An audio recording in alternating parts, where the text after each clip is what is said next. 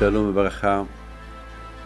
Ce petit Dvar Torah, c'est pour la mémoire du tzaddik Rabbeinu Chaim Kanievski alav Shalom pour Torah Box.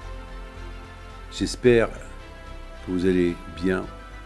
Vous savez que la paracha de la mort de Rabbeinu Chaim Kanievski, c'était la paracha de Shmini, la paracha de la mort de Nadav Abihu. La mort de Nadav Abihu, c'était le 8e jour de l'inauguration du Mishkan dans le désert. Et malheureusement, c'était le jour de la joie d'Hachem. Parce que c'était le jour que Hachem il a apparu chez les Bnei Israël. Parce que pendant 7 jours, Moshe Rabbeinu il construit le Mishkan, et il voit que le Shekhinah, elle ne descend pas. Alors Moshe Rabbeinu il déballait le Mishkan. Pendant 7 jours, ça a duré. Le 8e jour, Hachem dit Moshe Rabbeinu, aujourd'hui je vais apparaître. Aujourd'hui, je vais venir m'installer avec les Bnei Israël. Parce qu'il faut savoir que lorsque les Bnei Israël ont fait la faute du veau d'or, alors HaKadosh Baruch Hu, il les a quittés. Il les a quittés, il est parti au ciel. Il ne voulait plus rester avec eux. Mais Hachem, il l'a maintenu à leur envoyer la manne, le manger, l'eau. Il les a préservés des animaux, des ennemis dans le désert, mais lui-même, il n'était pas là. C'est-à-dire Hachem, il a protégé le peuple d'Israël dans le désert de loin, mais pas de près. Il n'était pas avec eux. Les Juifs, ils étaient malheureux. Ils ont fait un grand teshuva. Et lorsqu'ils ont fait teshuva, quand il dit Moshe Rabbeinu, bon, je vais descendre, habiter avec eux, à la condition qu'il faut qu'ils me construisent le tabernacle. Et Moshe Rabbeinu, alav Shalom, avec les Bnei Israël, ils ont construit le tabernacle. Alors maintenant, Hachem, il dit à Moshe Rabbeinu, le premier jour de Nissan, allez, tu fais monter le Mishkan. Mais lorsque Moshe Rabbeinu, le soir, il voit que Hachem, il n'a pas apparu, c'est pas kavod que le Mishkan, il soit construit sans que Hachem, il est dedans. Alors Moshe Rabbeinu, il le déballe, il ferme tout. Il le ferme. Et le matin, il le reconstruit. Mais le 8e jour, donc ça a duré 7 jours, le 8e jour, Hachem dit à Moshe Rabbeinu, aujourd'hui je vais apparaître. Et malheureusement, lorsque Hachem il a apparu, alors tout le monde se prosterne devant Hachem, mais Nadav et Abihu, ils sont rentrés au Beth Amikdash, et sur le feu qui est descendu du ciel, ils ont ajouté du feu. Alors Hachem il les a punis. Et après Hachem il dit au Bnei Israël, pleurez Nadav et Abihu. Pleurez ces 2 grands tzadikim qui sont morts. Ah, maintenant, je n'ai pas compris. Est-ce qu'ils sont tzadikim ou ils ne sont pas tzadikim? Alors, s'ils sont tzadikim, pourquoi Hachem les a punis? Qu'est-ce qu'ils ont fait, les pauvres? Alors, s'ils ne sont pas tzadikim, pourquoi il faut les pleurer? Donc, il y a quelque chose qu'on ne comprend pas. Le 8e jour de la mort de Nadav et Abihu, c'est quelque chose. Et de plus, est-ce qu'Hachem ne pouvait pas les punir un autre jour? Pourquoi les punir? Le jour de l'inauguration du tabernacle. Vous savez que Hachamim disent que le jour de l'inauguration du tabernacle, c'était le jour le plus important chez le bon Dieu. C'était sa joie. Hachem, il attendait ce jour-là que Hachem, il va apparaître. Alors, le jour que Hachem, il va apparaître, il fait ce qu'il a fait, il tue de tzadikim. Mes amis, vous savez, j'ai pensé à quelque chose de magnifique. Lorsque un couple, il se marie, ils sont heureux, ils sont contents. Le couple, c'est... Bon, Hachem, ils attendaient des mois ou des années pour se marier, et voilà, pour Hachem, aujourd'hui, ils sont mariés. Mais, tout de suite après le mariage, après la Ketouba et les Sheva Brachot, on dit au Hatan, alors mettons, monsieur le Hatan, tu vas prendre un verre, vous le mettez par terre, il y a ceux qui mettent un peu des cendres sur le front, les cendres d'une cigarette ou les cendres d'un papier brûlé, en souvenir de la destruction de Beth Amikdash. Alors, je ne comprends pas. Est-ce que le jour de la joie, du Hatan et de la Kala, le jour que tout le monde est heureux et content, et c'est ce jour-là qu'on va les rappeler, Tisha B'Av? Imaginez-vous quelqu'un qui perd son père, que Dieu préserve, ou sa mère, et le jour de son mariage, on lui dit, tu sais que ton père, il est mort. attends, attends, c'est maintenant que vous me racontez c'est maintenant que vous me racontez, vous me dites cette mauvaise nouvelle. Alors pourquoi le Hatan la Kala? Parce qu'on dit que chaque jour que le Beth Amikdash n'est pas construit, comme si ce jour-là il a été détruit. Alors comment, le jour du mariage, du Hatan, de la Kala, on lui dit, tu sais, aujourd'hui le Beth Amikdash a été détruit, souviens-toi, Im Ishkacher Yerushalayim. La réponse, elle est, c'est un conseil qu'on donne au Hatan et la Kala. On dit au Hatan et la Kala, tu sais pourquoi le Beth Amikdash a été détruit? À cause de la haine. Parce que les Juifs n'ont pas suivi Torah et Mitzvot. C'est la raison pourquoi le Beth Amikdash a été détruit. Le Beth Amikdash qui représente l'homme et la femme. Le Beth Amikdash il représente Am Israël et HaKadosh Baruch Hu, un mariage éternel entre HaKadosh Baruch Hu et Am Israël. Et Hashim Ishmor, vous savez que l'homme et la femme aussi, Ish, il y a le Yud dans Ish, et Isha, il y a le He. C'est-à-dire, entre l'homme et la femme, il y a le nom de Dieu, le nom d'Hachem, Yudke. Et on dit à l'homme et à la femme, le jour de leur mariage, vous savez que le Beth Amikdash, il représente le nom d'Hachem, Yudke. Et c'est vrai, de la Kabbalah, on dit que le Beth Amikdash, il représente le nom d'Hachem, Yudke. Et on dit, Hatan el Kala, vous, monsieur et madame, vous représentez aussi le nom d'Hachem. Parce que le nom d'Hachem, il est en vous. Yud-Ke, Yud chez l'homme et le Ke chez la femme. Et si j'enlève le Yud et le Ke, il reste Esh. Esh, le feu. Alors si vous voulez vous maintenir, pour ne pas que Dieu préserve, détruire votre foyer, comme que le Beth Amikdash a été détruit, alors souvenez-vous que avec le shalom entre vous, vous allez vous maintenir. Donc c'est un conseil qu'on leur donne. C'est vrai, c'est lorsqu'on voit le Hatan et la Kala qui disent Im eshkacher Yerushalayim, si je t'oublie Yerushalayim, jamais j'oublierai le jour de la destruction du Mikdash, c'est pour les rappeler à eux, s'ils veulent rester hommes et femmes pleins de bonheur, il ne faut pas qu'ils oublient la destruction de Beth Amikdash. Il ne faut pas qu'ils oublient que leur Shalom Bayit, leur Shalom Bayit, il dépend de leur comportement vice-versa, l'un vis-à-vis de l'autre.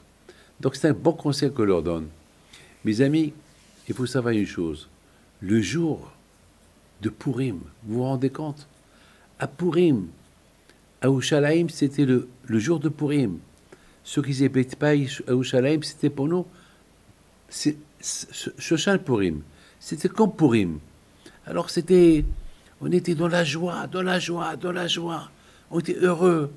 Parce que la fête de Purim, elle est importante. Parce qu'on compare Purim comme Kippour. Kippourim. On dit que, comme que Hachem, il nous pardonne à Kippour, Hachem, il nous pardonne les fautes à Purim. Pourquoi? Parce qu'à Kippour, on fait une teshuvah, on vient vers Hachem avec la peur, par la peur, parce qu'on a peur qu'est-ce qui va nous arriver, alors on fait une bonne teshuvah. Et à Purim, on a la Emouna au HaKadosh Baruch Hu. On raconte l'histoire, on raconte ce que Hachem il a fait pour nous, comment il nous a sauvés des mains de Haman.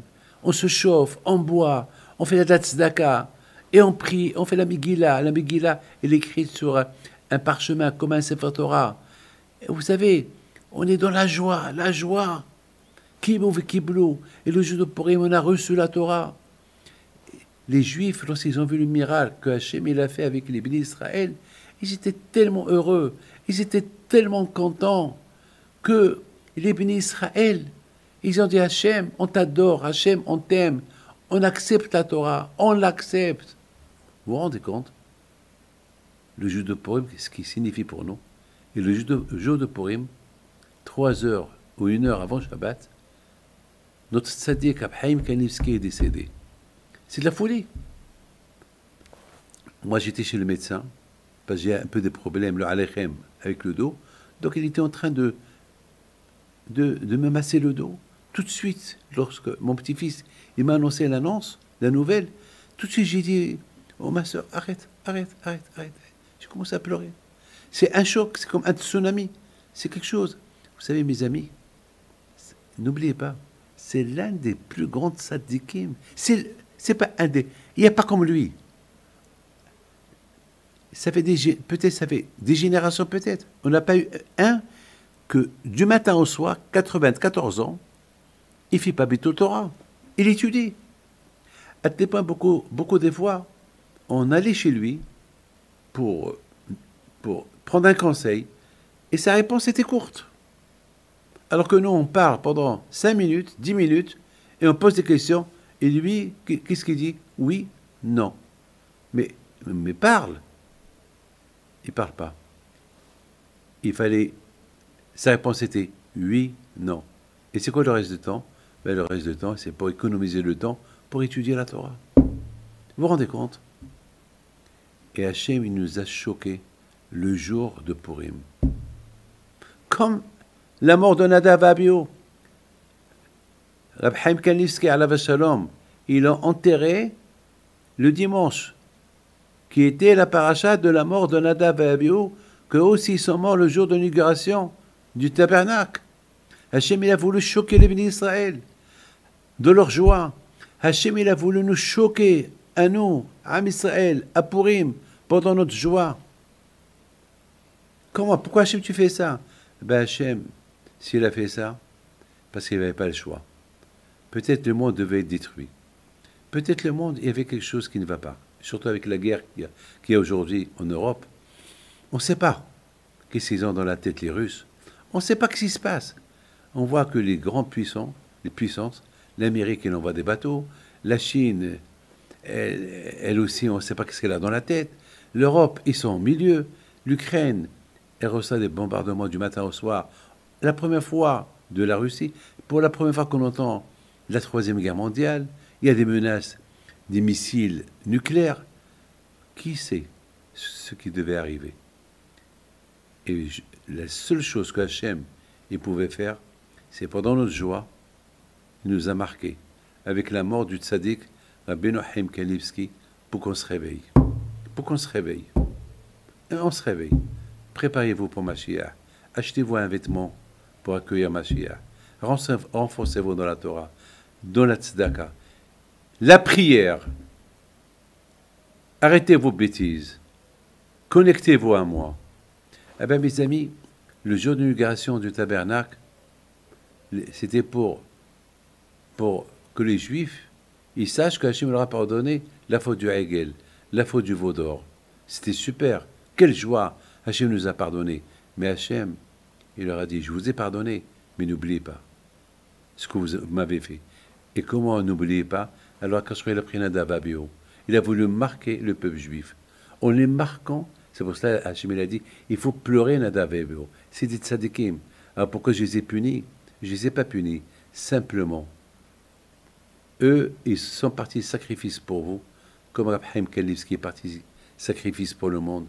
Eux, ils sont partis sacrifice pour vous, pour que vous vous rappelez que lorsque vous êtes avec moi, je suis avec vous. Lorsque vous n'êtes pas avec moi, je ne serai pas avec vous. Donc la mort de Nadav et Abihu, c'était pour nous rappeler les fautes qu'on a fait. Et chaque fois qu'il y a une faute, qu'il y a des choses que le monde entier fait, lorsqu'Hachem il est en colère, alors Akadosh Baruch Hu, il ne peut pas détruire le monde. Il prend le tzaddik. Mais cette fois-ci, il a pris le plus grand tzaddik. Le plus grand. On a eu des tzaddikim, Baruch Hashem, mais je parle de notre génération. Chaque tzaddik est sa génération. Mais après la mort de Rab Chaim Kanievski, il doit avoir des tzaddikim de la génération. Mais pour le moment, c'était lui. Mes amis, je voudrais terminer avec une histoire. Une histoire qu'elle est extraordinaire, que j'ai racontée souvent. Pour vous dire qui était Rabbeinu Chaim Kanievski alav shalom. Il y a 25 ans, j'étais chez lui et il m'a bien reçu. On a beaucoup parlé. Il avait à cette époque 69 ans. Donc, je pouvais même parler. Et à la fin, lui-même, il m'a donné tous ses livres. Lui-même, il s'est levé pour prendre les livres et me les donner. Et je lui ai payé. Je ne me rappelle pas s'il m'a refusé l'argent ou il m'a encaissé l'argent des livres. Il ne voulait pas gagner. Peut-être même il me les a donnés. Ça, je ne peux pas me rappeler. Je ne veux pas mentir. Mais tout ce que je me rappelle, c'est que j'ai vu que ces livres, il écrivait beaucoup des livres, c'est pas pour les vendre, pour gagner de l'argent, c'est pour diffuser sa Torah. Alors, j'ai fait un chèque bancaire et je l'ai donné à Marc Taïb. Je lui ai dit, je t'en prie, il habitait à Bnei Brak, tu prends ce chèque-là, tu le donnes à Rab Chaim Kanivsky, tu lui dis, c'est de ma part, c'est pour qu'il puisse diffuser les livres, pour diffuser une belle somme d'argent que j'ai ramassée et que je les ai rendus en chèque bancaire. Il va, Marc Taïb, il va chez Rab Chaim Kanivsky, il lui donne le chèque. Il lui donne le chèque. Rab Chaim, il prend le chèque, il lui dit, c'est quoi ça? Il lui dit, ben, c'est Rabbi David vous a envoyé cet argent. Il dit, mais je ne vois pas d'argent, je vois un papier. Alors il y avait là-bas Rav Bergman, le petit-fils de Maran Rav Shach, qui lui dit, non, Kvod Rav, ça c'est un chèque bancaire. Bon, je comprends. Il dit à Marc Taïb, il n'a pas de compte en banque, il ne sait pas c'est quoi un chèque, je vais aller le monnayer. À l'époque, les gens pouvaient monnayer l'argent, les chèques en argent. Il revient avec un paquet d'argent. Et lorsque Rab Chaim Kanivsky voit l'argent, il dit, c'est quoi ça? Eh bien ça, on a monnayé le chèque que Rabbi David Pinto vous a envoyé, et voilà, ça c'est l'argent. Il dit, ah bon? Eh bien ça c'est de l'argent. Alors tout de suite, il regarde un de ses enfants, et il dit, voilà, tu prends cet argent à l'imprimeur pour payer les livres. Mes amis, pourquoi je vous raconte cette histoire? Je vous raconte... Ah oui, j'ai oublié de vous dire. Et je lui avais demandé, une autre fois que je l'ai revu, est-ce qu'il veut que je prenne sur moi des livres à diffuser, des livres à imprimer? Il m'a dit non. Il n'a pas voulu. Il a dit non. Ça, c'est quelque chose qu'il n'a pas voulu. Ça veut dire que lui, il voulait s'en occuper lui-même de ses livres. Pourquoi je raconte cette histoire? Vous avez entendu parler de quelqu'un qui a 69 ans, qui ne sait pas c'est quoi un chèque bancaire? C'est pas possible. Eh bien, ce tzaddik-là, il ne savait pas c'est quoi un chèque bancaire. Il était déconnecté de ce monde-là. Déconnecté. Vous pouvez voir, jusqu'à l'âge de 94 ans, comment il vivait à la maison. Il n'y a que des livres. Il n'y a rien. Il n'y a que des milliers de personnes qui viennent tout le temps. Il n'y a rien du tout. Bien sûr, mes amis, on a perdu Maran Aoudi Yosef Alav Shalom, que sur lui aussi, on a parlé que jamais il s'arrêtait d'étudier la Torah. Baruch Hashem, on a eu chez nous les Sfaradim un tzaddik comme lui, et on a eu aussi, après lui, Baruch Hashem, il y a eu quelqu'un que lui aussi, il n'a pas arrêté d'étudier la Torah autant qu'était Maran Rabbeinu Chaim Kanivsky. Son décès, il est parti comme un tsunami qui vient à l'improviste, comme un tremblement de terre qui vient à l'improviste. C'était un choc pour nous tous. Que son zérout soit avec nous, avec toi, Am Israël. Que Hachem, il nous aide à faire une bonne teshuva. Que sa mort, elle nous marque le jour de notre joie de Purim. Que sa mort, elle annule toutes les gézérotes sur Am Israël, sur le monde entier. Biniske, on aura le zéro de voir Mashiach. Amen Keratzon. Que Hachem vous protège. Amen Keratzon.